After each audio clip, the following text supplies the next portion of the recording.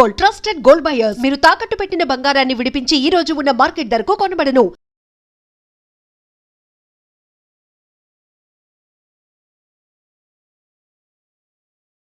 గురుగారు, మనకి శ్రావణ మాసంలో ప్రతిరోజు కూడా మంచి శుభప్రదమైన రోజుగానే భావిస్తూ ఉంటాం.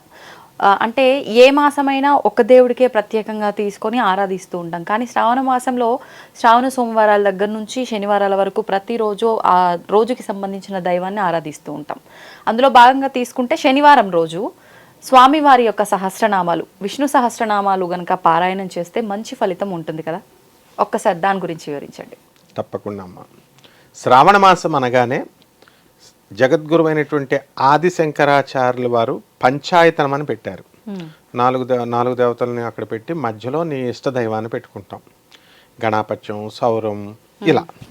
శ్రావణ మాసంలో నువ్వు చెప్పినట్టుగా మహాలక్ష్మిని, తర్వాత విష్ణుమూర్తిని, అదేవిధంగా శ్రావణ సోమవారాలు శివుడిని. అంటే మొత్తము క్రియాశక్తి, ఇచ్ఛాశక్తి, జ్ఞానశక్తి మూడిటిని కవర్ చేస్తాం. అందువలన శ్రావణ మాసము చాలా శ్రేష్టమైన మాసం అని చెప్పి, మార్గశీర్ష మాసం నేనే ఉన్నాను అని భగవద్గీతలో చెప్పినట్టే భాగవతంలో నేనే ఈ యొక్క శ్రావణునై ఉన్నాను. అందుకే శ్రవణ నక్షత్రం వెంకటేశ్వర స్వామికి సంబంధించిన నక్షత్రం. అందువలన జన్మ నక్షత్రం. అందువలన ఏంటంటే శ్రావణ మాసం అంటే చంద్రుడు శ్రావణ నక్షత్రంలోకి వచ్చినప్పుడు అప్పుడు ఆ నెల అంతా కూడా శ్రావణ మాసం అని ఉంటుందన్నమాట. ఇప్పుడు శ్రావణ మాసంలో ఒక స్పెషల్ పవర్స్ అచీవ్ చేసుకోవడానికి అద్భుతమైనటువంటి పరీక్షా సమయం. అర్జునుల వారు ఈ యొక్క శ్రీ మహావిష్ణువుని తపస్సు చేసి, ఆ తర్వాత పరమేశ్వరుణ్ణి తపస్సు చేసి పాశుపతాస్త్రాన్ని, సుదర్శనాస్త్రాలు, ఇలా చాలా అస్త్రాలని వ్యాసుల వారు చెప్పిన మీదట ఇవన్నీ చేశారు. శ్రావణ మాస దీక్ష చేశారు. అయితే ఇప్పుడు మనకి ఈ విష్ణు సహస్రం అందరికీ తెలిసినటువంటిదే. దాన్ని రాసింది ఎవరు? మనకి జగద్గురు అయినటువంటి ఆదిశంకరాచార్యులు వారు భాష్యం రాస్తారు. వ్యాసుల వారు శ్లోకాలు రాస్తే, ఈ భీష్మ పితామహుడు అంపశయ్య మీద ఉన్నప్పుడు ఈ విష్ణువుని ఈ యొక్క విష్ణు సహస్ర నామాలతో ఆయన్ని కీర్తిస్తాడు. ఆ విష్ణు సహస్రనామంలో ఏమని ఉంటుందంటే, విష్ణువు అంటే సర్వవ్యాపకుడు అని అర్థం. అంటే భగవంతుడు నీకు ఏది కావాలనుకుంటే అది ఇచ్చేటటువంటి శక్తిని విష్ణు శక్తి అంటారు. All powerful, all pervading, omniscient, omnipotent, omnipresent అంటాం. కాబట్టి ఈ శ్రావణ మాసం అంతా కూడా భక్తులు ఏం చేయాలంటే, తెల్లవారుజామున నిద్ర లేవడం, తర్వాత శుభ్ర వస్త్రాలు ధరించడము, శ్రావణ సోమవారాలకి శివుడికి ఏమీ అవసరం లేదు, అభిషేకం చేసుకుంటే చాలు. నీళ్లతో, పాలతో, పంచామృతాలు ఉన్నవాళ్ళు చేయొచ్చు, లేని వాళ్ళు తోయం అంటే నీళ్లతో చేస్తే సరిపోతుంది. ఓం నమస్తే అస్తు భగవన్ విశ్వేశ్వరాయ మహాదేవాయ త్రియంబకాయ త్రిపురాంతకాయ త్రికాగ్నికాలాయ కాలాగ్నిరుద్రాయ నీలకంఠాయ మృత్యుంజయాయ సర్వేశ్వరాయ సదాశివాయ శ్రీమన్ మహాదేవాయ నమః. అంతే. గ్లాసుడి నీళ్ళు అలా పోస్తే శ్రావణ మాసం ఈ 31 రోజులు కనుక చేసినట్లయితే ఎవ్వరికీ కూడా ఎంతవరకు అవ్వనటువంటి అసాధ్యమైనటువంటి పని ఈ శ్రావణ మాసంలో పూర్తయిపోతుంది. నెక్స్ట్ రెండవది శ్రావణ సోమవారాలు అయిపోయింది. శ్రావణ శనివారాలు.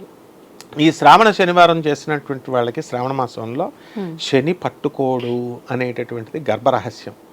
శని ఇచ్చిన విష్ణుమూర్తికి ఇచ్చినటువంటి వాగ్దానం, వరం కాదు, విష్ణుమూర్తికి వారం ఇవ్వాల, వాగ్దానం ఇచ్చాడు. ఏమని? అయ్యా, ఎవరైతే శ్రావణ మాసంలో ఈ 4 శనివారాలు చేసినట్లయితే వాళ్ళని నేను పట్టుకోను అని. ఎందుకంటే శ్రవణ నక్షత్రం అనేటటువంటిది మకర రాశిలోకి వస్తుంది జ్యోతిషపరంగా. ఆ మకర రాశికి జన్మ రాశి అధిపతి శని, ఆయన సొంత ఇల్లు. అందువలన వాళ్ళని నేను బాధించను అని చెప్పాడు. కాబట్టి శంఖం పువ్వులతో, నీలి శంఖం పువ్వులతో, నీలి కమలాలతో బుట్ట కలవలను ఉంటాయి. నీలి బుట్ట కలవలను ఉంటాయి, బ్లూ కలర్లో ఉంటాయి కలవ పువ్వులు. తామర పువ్వులే మనకు తెలుసు, పల్లెటూరులో ఉంటాయి. వైట్ కలవల్లాగా బుట్ట కలవలు బ్లూ కలర్లో, వైలెట్ కలర్లో. ఆ వైలెట్కి సంబంధించినటువంటి పుష్పాలతో ఎప్పుడైతే ఈ శ్రావణ శనివారాలు మనం చేస్తామో సాక్షాత్తు శ్రీనివాసుడే, కలియుగానికి అధిపతి అయినటువంటి దైవమైనటువంటి శ్రీనివాసుడే మనకి వరం ఇచ్చేస్తాడు. ఇందులో ఒక్క రూపాయి ఖర్చు పెట్టాల్సిన అవసరం లేదు. ఏ స్వామీజీలు బాబాల దగ్గరికి వెళ్ళాల్సినటువంటి అవసరం లేదు. ఏ పూజారి దగ్గరికి కూడా అవసరం లేదు. ఏ దేవాలయాలకు కూడా వెళ్ళాల్సినటువంటి అవసరం లేదు. దేవాలయం అనేది వెళ్తే వాళ్ళ ఇంట్రెస్ట్ వెళ్ళొచ్చు, కానీ ఇంట్లోనే ఓం నమో నారాయణాయ శాంతాకారం భుజగశయనం పద్మనాభం సురేశం విశ్వాకారం గగన సదృశం మేఘవర్ణం శుభాంగం లక్ష్మీకాంతం కమలనయనం యోగి హృదయాన గమ్యం వందే విష్ణుం భవభయహరం సర్వలోకైకనాథం. ఇది నారాయణ తత్వం. నారాయణుడికి అసాధ్యమైనటువంటిది లేదు. రామో లలితాంబిక అన్నారు అంటే ఆ శ్రీ మహావిష్ణువే పార్వతి, తన విష్ణువు యొక్క మాయాశక్తే మహాలక్ష్మి. ఎవరైతే ఈ 30 రోజులు కూడా విష్ణు సహస్రంలో మనము టోటల్ అన్ని శ్లోకాలు చదువుతాం కదా, ఆ వనమాలి గదీ శాంకి శంకీ చక్రీ చనందకి శ్రీమాన్ నారాయణో విష్ణు వాసుదేవోభిరక్షతు అని విష్ణు సహస్రంలో చెప్పబడినట్టుగా ఈ యొక్క విష్ణు సహస్ర పారాయణని డైలీ మనము ప్రాతకాలంలో ఈ శ్రావణ మాసంలో మనం చేసినప్పుడు, తర్వాత మళ్ళీ సాయంత్రం చేసినప్పుడు, రోజుకి కనీసం 2 సార్లు లేదా 2 సార్లు చేయలేని వాళ్ళు ఒక్కసారి చేస్తే సమయం పడుతుందండి 15 నిమిషాలు స్లోగా చేస్తే. అసలు ఎవరికీ తెలియని గర్భరహస్యం ఏంటంటే విష్ణు సహస్రనామం చేస్తే ఉద్యోగం లేని వాళ్ళకి ఉద్యోగం వస్తుంది. అందులో డౌటే లేదు. ఎందుకంటే ఉద్యోగాలు ఇప్పించేవాడు విష్ణుమూర్తే, కార్యనిర్వాహకుడు ఆయన, ఎగ్జిక్యూటివ్ ఆఫీసర్ ఆయన. సో ఎగ్జిక్యూటివ్ ఎనర్జీ అది. అందువలన ఉద్యోగాలు లేనటువంటి వాళ్ళు ఎవరైతే విష్ణు సహస్రనామాన్ని చేస్తారో అటువంటి వాళ్ళకి తప్పకుండా ఈ కోరిక వాళ్ళకి ఉద్యోగం రావడం అనేటటువంటి జరుగుతుంది. First point. సెకండ్, విష్ణు సహస్రనామాన్ని భీష్మాచార్యుల వారు ఆయన ఈ యొక్క ఉత్తరాయణం వచ్చేదాకా ఆగి అప్పుడు ఆయన్ని స్తుతించి మోక్షాన్ని పొందాడు ఉదాహరణతో. అందువల్ల ఎవరైతే విష్ణు సహస్రాన్ని రెగ్యులర్గా చేస్తారో అటువంటి వాళ్ళకి మోక్షం తథ్యం.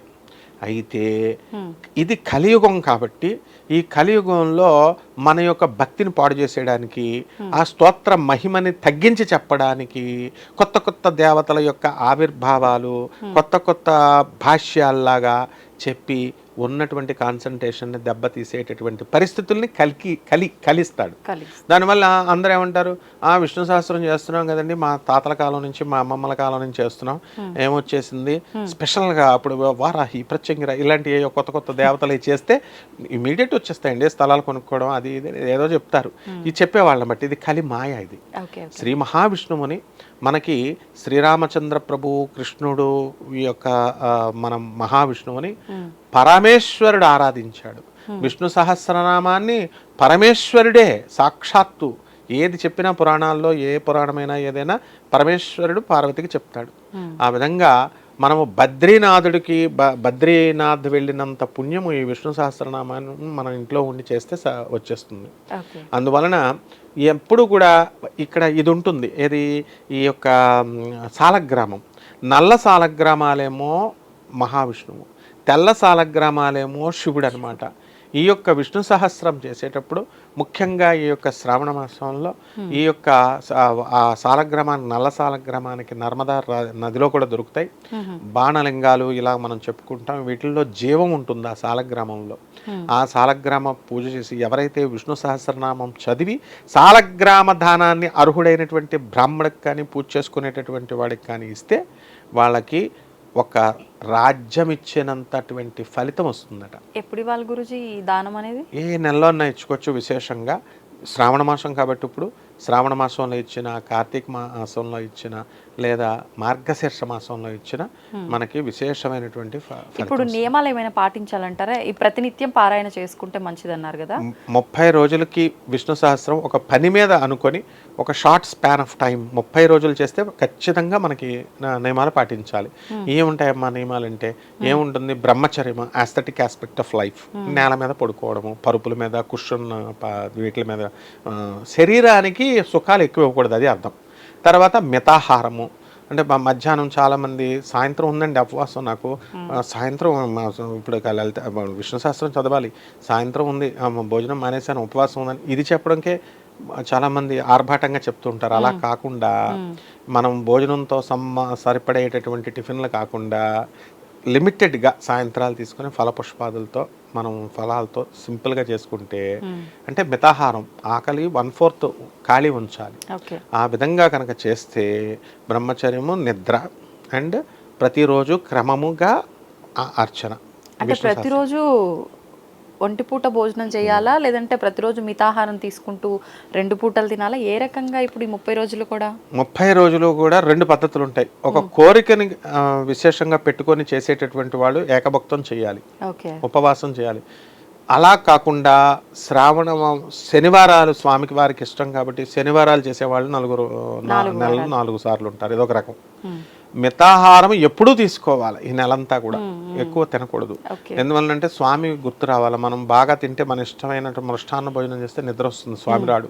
కాబట్టి ఈ రకంగా కనుక స్వామివారిని ఈ విష్ణు సహస్రనామం చేస్తే కనుక ఖచ్చితంగా ఇహపర సుఖాలు అనేటటువంటివి దొరుకుతాయి.